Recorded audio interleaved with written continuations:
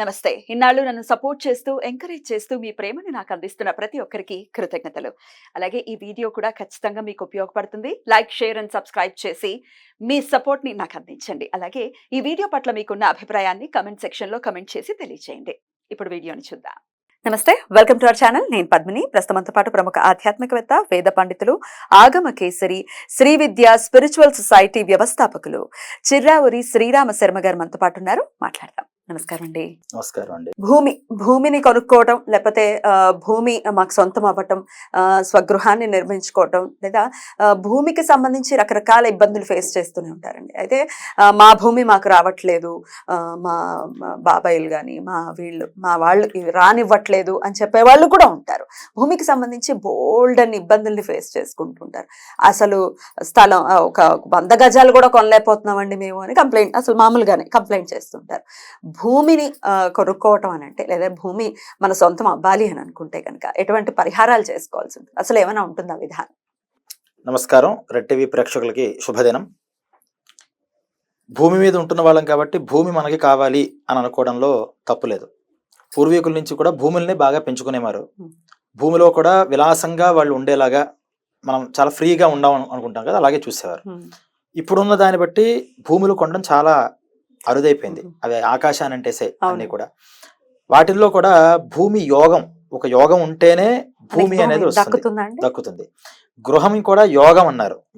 అలాగే భార్య వివాహం అనేది యోగం అన్నారు. అంటే ఇల్లు నిర్మాణం వేరు, భూమి కొనుదల వేరు. ఇప్పుడు మీరు చెప్పిన భూమి కొనాలంటే కొనలేకపోతున్న వాళ్ళు కానీ, లేదా అన్యాక్రాంతమైనటువంటి భూముల ద్వారా కానీ, లేదా ఆస్తిలో వాళ్ళకి రావాల్సినటువంటి పంపకాల్లో అనేక గొడవలు జరుగుతూ రావాల్సింది కానీ ఏదైతే ఉందో, అంటే ధర్మబద్ధంగా వాళ్ళకి రావాల్సిన భూములు రావాలన్నా, లేదా అసలు పాపం భూమి లేదు అటువంటి వాళ్ళు ఏదైనా ఒక భూమిని కొనాలి అని అనుకుంటున్నప్పుడు దానికి చాలా శక్తివంతమైన పరిహారం ఒకటి మనకి శాస్త్రాల్లో చెప్పారు. భూమికి అనేక దేవతల్ని ఆయా సందర్భానుసారంగా అధిష్టానంగా చేశారు. ముఖ్యంగా గణపతి భూమికి అధిష్టాన దేవత. అందువల్ల మనం వినాయక చవితి రోజు కూడా మట్టితో గణపతిని చేస్తూ ఉంటాం. మట్టికి గణపతికి విడదీయరాని సంబంధం. ఎవరైతే ఒక భూమిని, నేను 2 విధాలైనటువంటి రెమెడీస్ చెప్తాను. మొదటిది సమస్యలలో ఉన్నవాళ్ళు. ఏ సమస్యలో ఈ భూమి మనకి సమస్యలో ఉంది, మనకి దీంతో సమస్యలు తొలగాలి అనుకున్న వాళ్ళు ఉన్నారో ఆ భూమిలోంచి మట్టి తీసుకుని రావాలి. వాళ్ళ శుభ నక్షత్రం చూసుకోండి. శుభ నక్షత్రాలు మాకు తెలియవండి అని అనుకున్న వాళ్ళు బుధవారం రోజు, గణపతికి బుధవారం, ఇలాగే అమ్మడాలు తీసుకోవడాలు ఇవన్నిటికీ కూడా కారకుడు బుధుడు కాబట్టి దానికి బుధవారం రోజు ప్రారంభం చేసుకుని, ఏ మాసమైనా సరే ఎప్పుడైనా సరే బుధవారం రోజు పొద్దున్నే బుధహోర నడుస్తుంది సూర్యోదయానికి.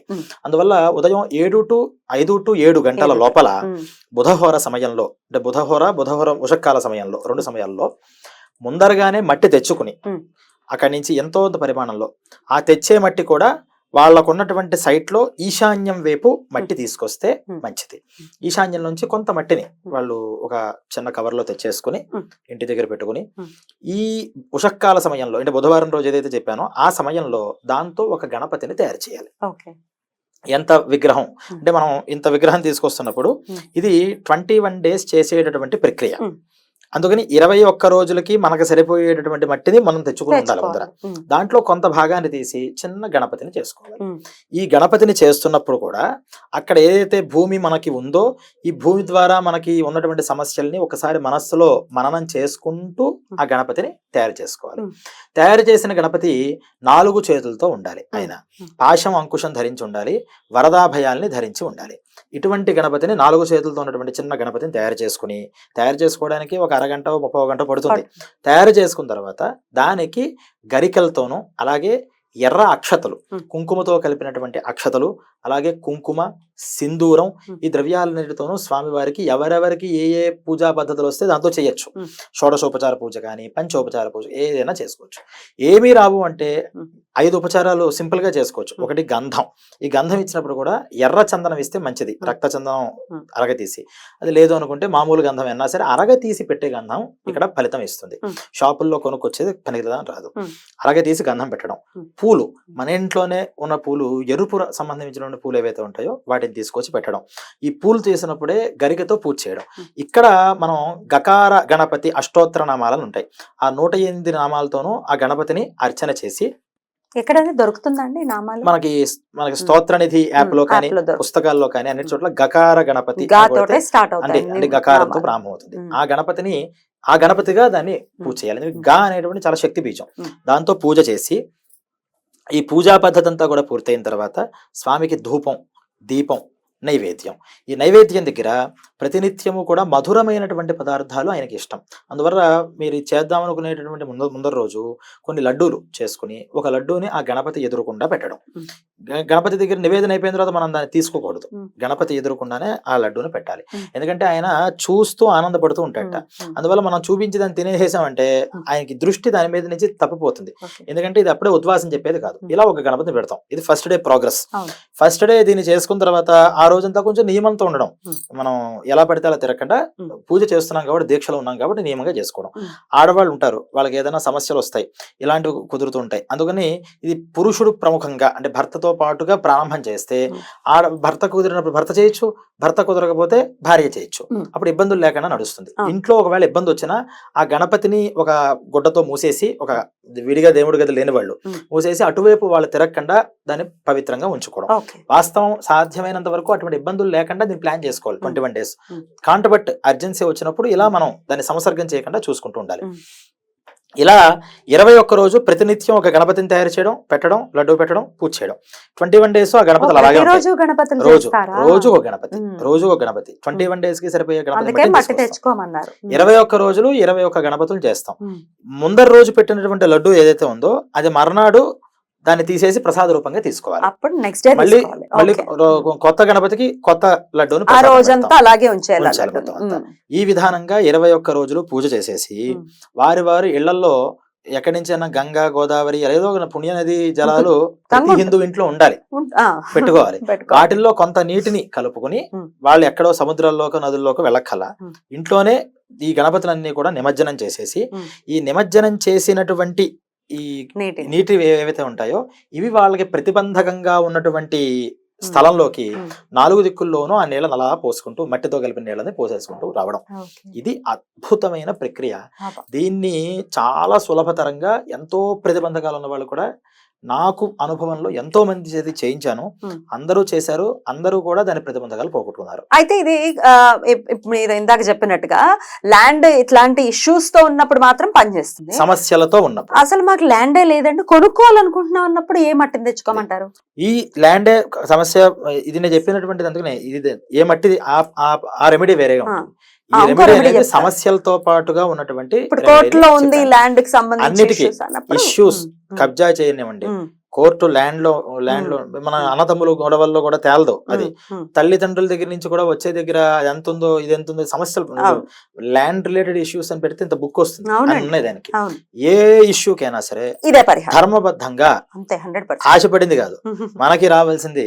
దానికి ఎన్నో అడ్డంకులు వస్తే గణపతి తొండంతో ఒక్కసారి అడ్డంకులు తీసేస్తాడు. దీనికి మించిన రెమెడీ లేదు.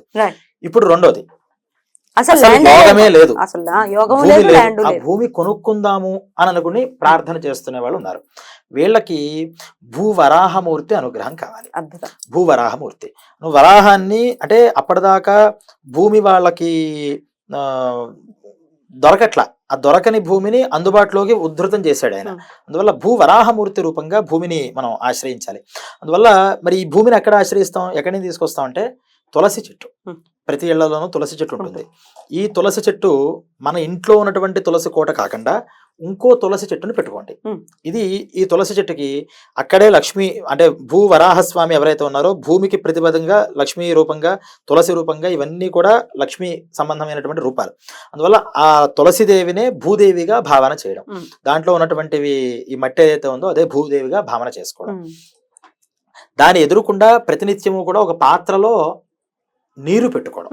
నీరు ఆపో నారా ఇది ప్రోక్తాహ ఆపోవై నరసూనవహ అని నీటిలోనే ఆ నారాయణ శక్తి అంతా కూడా ఉంటుంది పంచభూతాల్లో, 5 elements లో. అందువల్ల దాన్ని ఎదురుకుండా ఒక రాగి పాత్రలో, ఒక చెంబు కావచ్చు, పళ్ళెం కావచ్చు, ఏదైనా దాంట్లో నీళ్లు వేయడం. ఆ నీళ్లలో కూడా కాస్త గంగోదకం వేస్తే మంచిది. ఈ గంగోదకాన్ని ఆ తులసి చెట్టు ఎదురుకుండా పెట్టుకోవడం. ఈ నీటిలో ఏమో నారాయణ మూర్తిగా చూడడం, ఆ తులసి చెట్టునేమో లక్ష్మీ రూపంగా భూమి రూపంగా భావన చేసుకోవడం. భూ వరాహస్వామి, ఈ వరాహం అంటే ఇదే, దానికి మళ్ళీ విగ్రహాలు ఫోటోలు ఇవేమీ వద్దు అసలు. ఈ నీరే ఆ వరాహమూర్తి. ఈ నీరు ఏం చేయాలంటే ఆ భూమిని నాకు అందజేసేలాగా ఉండాలి.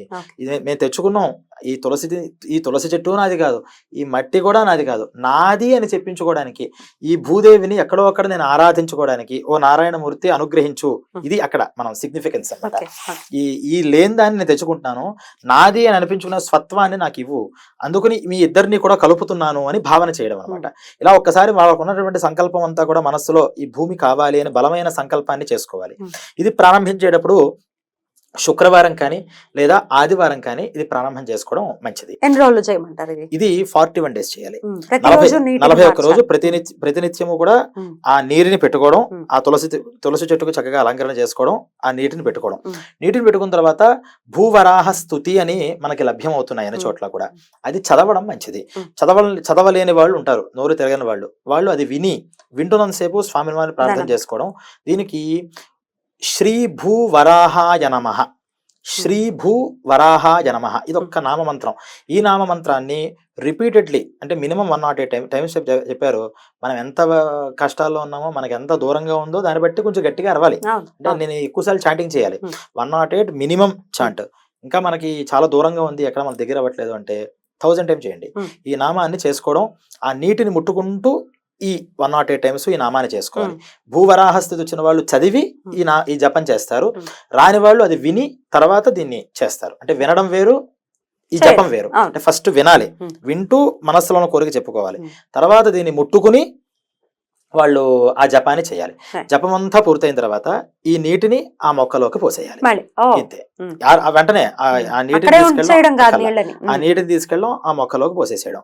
ఇలా 41 రోజులు మనం సంకల్పం చక్కగా చేసుకుని చేయాలి. వీటిలో వేసుకునే బట్టలు కూడా తెలుపు బట్టలు వేసుకోవాలి. నేను ప్యాంటు చొక్కాతో చేస్తాను, డ్రెస్ వేసుకు చేస్తాను, ఏమవుతుంది అనేటువంటి విషయాలు మాట్లాడడం. కోడ్, ప్రతిదానికి ఒక ప్రాసెస్ లో కోడ్ చెప్పారు. అందువల్ల దేవతకి ప్రీతికరమైనటువంటి డ్రెస్సెస్ మనం వేసుకోవాలి. శాస్త్రీయమైన బట్టలు కట్టుకోవాలి. ఆడవాళ్ళు అయితే తెలుపు అంచుగా, అంటే పూర్తి తెలుపు చీర కట్టకూడదు కాబట్టి తెలుపు చీరనే అంచులు, ఆ అంచులతో ఉన్నటువంటి చీరను కట్టుకోవాలి. మగవాళ్ళేమో తెల్లటి వస్త్రాల్ని, అంటే పూజ చేసేటప్పుడు మార్చుకోవచ్చు. వీళ్ళు ఆ డ్రెస్ వేసుకుని అక్కడ చక్కగా ఆ సూర్యుడు పడుతున్నప్పుడు దాన్ని చేసుకుంటే గనక ఈ నీరు నారాయణ స్వరూపం, మన సంకల్పం అంతా కూడా ఆ భూదేవికి తెలియజేస్తుంది. వెంటనే నారాయణ అనుగ్రహంతో ఆ తులసి కోటని సొంతంగా ఇంట్లో పాతేటటువంటి శక్తి వస్తుంది. సొంత స్థలం తీసుకుంటారు.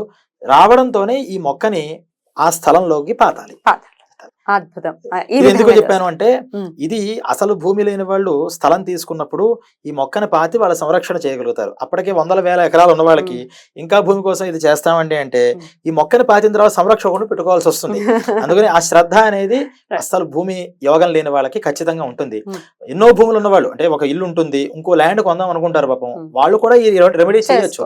కానీ ఈ మొక్కని మళ్ళీ తీసుకెళ్లి ఆ ల్యాండ్ లో పాతాలి.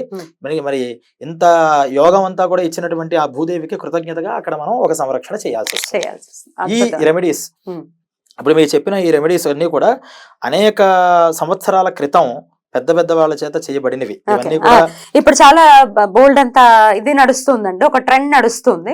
ఏమిటి ప్రమాణం అనేది డెఫినెట్ గా ఉంది. దీనికి ప్రమాణం చెప్పగలరు. పెద్ద వాళ్ళ చేత చేయబడింది.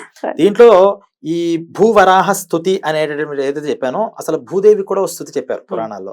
ఆ భూదేవికి స్తుతి చెప్తూ ఈ భూమి ఎందుకు మనం ఇప్పుడంతా పాజిటివ్ చెప్పాం రావాలంటే, అసలు ఎందుకు మనకి ఇది యోగం లేకుండా ఉంటుంది అని అంటే, భూమి ఎందుకు మనకి రాకుండా ఉంటుంది అందరూ గమనించాల్సిన విషయం, చాలా మంచి విషయం ఇది. భూమి మీద చాలా మంది కాళ్ళతో తొక్కుతారు గట్టిగా. చిన్నపిల్లలను కూడా కోపం వస్తే ఇలా తన్నుకుంటూ వెళ్ళిపోతారు. అలా భూమిని తొక్కితే కనుక భూదేవి నీకు నేను దూరం అవ్వాలి, నీకు నేను లభించను అని చెప్పిస్తుంది. అలాగే ఆడవాళ్ళు పడుకునేటప్పుడు బోర్లా పడుకుంటే గనక భూదేవి ఆ గ్రహంలో కానీ వాళ్ళకి కానీ నేను యోగం ఇవ్వను అని చెప్పిస్తూ ఉంటుందట. అలాగే భూమి మీదకి ఏదైనా పదార్థాలు కనుక పడిపోతే వాటిని మళ్ళీ రీయూజ్ చేస్తూ ఉంటారు. అది చాలా మంది అలా చేయకూడదు. భూమి మీద ఒక పువ్వు పడినా, ఒక నూనె పడినా, నూనె కదా అని ఎత్తేసేసి మళ్ళీ వాడుకుందాం బాగానే ఉంది కదా అనుకుంటారు. అంటే దుమ్ము పడడం వల్ల కాదు, భూమికి సంసర్గమైన పదార్థాలు ఏమి కూడా మనం వాడకూడదు. అలాగే దీపాలు పెడతారు చాలా మంది, డైరెక్ట్ గా భూమి మీద పెట్టేసేస్తారు. ఆ భూమి ఆ బరువుని భరించలేదట, గంట బరువుని, అంటే మన గంట పెట్టినా దీపం పెట్టినా చాలా ఆవిడకి బరువు అయిపోతుంటాయి. అవి మనకి చేయకూడదు. ఇలాంటి దోషాలు చేయడం వల్ల ఏమవుతుందంటే వాళ్ళు భూమికి సంబంధంగా ఎన్ని ప్రయత్నాలు చేస్తున్నా సరే ఇవి లభించవు అని చెప్పే స్థితిలో భూదేవి యొక్క, ఇప్పుడు మీకు గణేష పురాణంలో చెప్పారు ఆ 21 days 21 గణపతుల పద్ధతి అంతా కూడా, దానికి చెప్పిన రెమెడీ.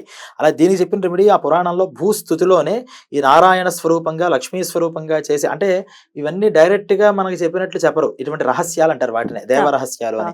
ఇటువంటి రహస్యాలన్నీ కూడా కోడ్ లాంగ్వేజ్ లో ఉంటాయి. అది మనం ఆ శ్లోకాన్ని అలా చూసినప్పుడే ఇవి మనకు అర్థమవుతాయి. కొన్ని ఏంటంటే డైరెక్ట్ గా మీరు కార్తీక మాసంలో ఈ దీపం చేయండి, దీపదానం చేయండి డైరెక్ట్ చెప్పేస్తారు. ఇది ఇటువంటివి ఏవైతే ఉంటాయో ఇవి అందరికీ చెప్పేవి కాదుగా, భూ సమస్య ఎవరికైతే ఉందో వారికి చెప్పేది, అందుకని ఇవి గోప్యంగా చెప్తారు. అటువంటి విషయాలు కూడా మనం మన ప్రేక్షకులకి తప్పకుండా ఇది ఖచ్చితంగా చాలా చాలా ఉపయోగపడుతుంది మన వాళ్ళకి. ఎందుకంటే భూమికి సంబంధించి చాలా ఇబ్బందులు ఫేస్ చేసుకుంటున్నారు. ఆ వరాహస్వామి అనుగ్రహం చేత మన వాళ్ళందరూ కూడా వారి వారి స్తోమతకి తగ్గట్టు కృతజ్ఞతలండి. నమస్కారం.